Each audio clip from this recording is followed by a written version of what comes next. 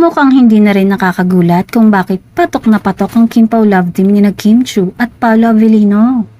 Usap-usapan ngayon ang bagong teleserye na muling pagbibidahan ni Kim at Paolo. Pero bukod dito, ay tiyak na ma-excite ang mga manonood kung sino ang makakasama nila sa serye, lalo na ang aktres na makaka-love triangle sa nasabing upcoming project ng dalawa. Sa June 18 na nga ang media announcement ng bagong teleserye ni Paolo at Kim. Maraming Kim Pao fans ang natuwa at na-excite sa clip na inilabas ng Dreamscape Entertainment sa social media. Steady na nakatutok sa kisame at mga ilaw pero maririnig ang boses ni Kim at Paolo na nag-uusap.